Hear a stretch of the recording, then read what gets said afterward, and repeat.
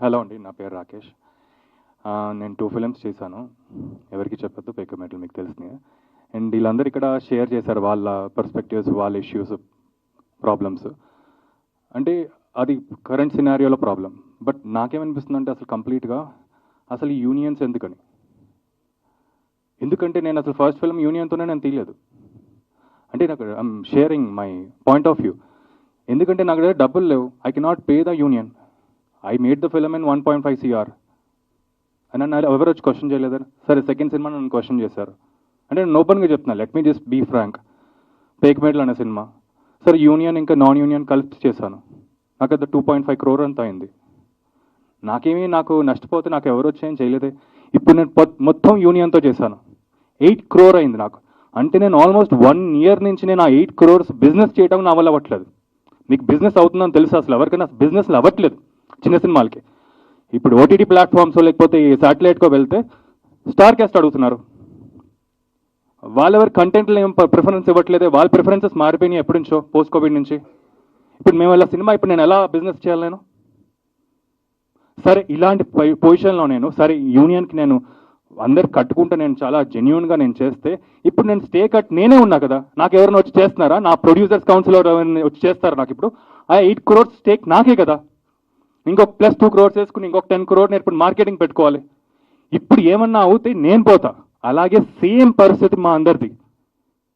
ఎవ్వరు చేయరండి, ప్రొడ్యూసర్ పోతే ఎవ్వరు వచ్చి మాకు ఏం ఆదుకోరు. మేమే ఏదో అమ్ముకుని మళ్ళీ పిచ్చి కాబట్టి ఈ సినిమా అంటే మేము మళ్ళీ వచ్చి మేము చేయాలి. అసలు నాది ఏంటంటే, అవును ఇప్పుడు పోయిందండి నాకు నిజంగానే ఒక సినారియో, నా సినిమా పోయింది. నెక్స్ట్ సినిమా 50 lakhs ఉంది. నేను యూనియన్ ఎందుకు పెట్టుకుంటాను?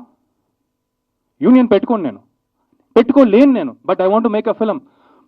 నాకు ఇన్స్పిరేషన్ ఒక రకంగా మా అందరికి ఈ రోజుల్లోనే సినిమా ఒక 5Dనో 17 తీశారు. సో ఎక్కడి స్టార్ట్ అయ్యి ఎక్కడ వెళ్ళిపోతున్నావో, అసలు ఎక్కడ ఈ డబ్బులు ఎక్కడ పెడుతున్నావో అసలు మాకు అర్థం కావట్లేదు అసలు.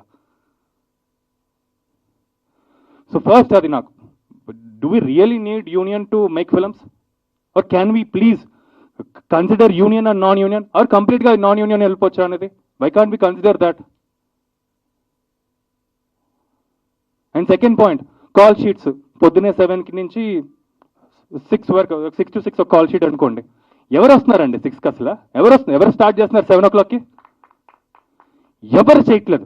నేను వచ్చి కూర్చుంటాను లాస్ట్కి, నేనే డబ్బులు పెట్టుకుని, నేనే ప్రొడ్యూసర్ కాబట్టి. ఎవరు వస్తున్నారు? ఎవరు రావట్లేదే. అంటే 8కో 9కో 10కో పడుతుంది ఫస్ట్ షాట్. అంటే ఇన్ అవర్స్ అంతా వేస్ట్ కదా మాకు. పెట్టండి 9 to 9 పెట్టండి, మా ఇష్టం వచ్చినట్టు పెట్టండి. 12 అట్లీస్ట్ ఇదన్నా కన్సిడర్ చేయండి మాకు. 12 hours కాల్ షీట్ అని కన్సిడర్ చేయండి, అట్లీస్ట్ 9 to 9 కన్సిడర్ చేయండి. ఇలాంటి మా ప్రొడ్యూసర్ ఫేవర్గా ఎవరైనా చేయరు నిజంగా. మా యూనియన్ ఎవరు అసలు నిజంగానే మమ్మల్ని వచ్చి ఆదుకుందా ఎవరిని వచ్చి?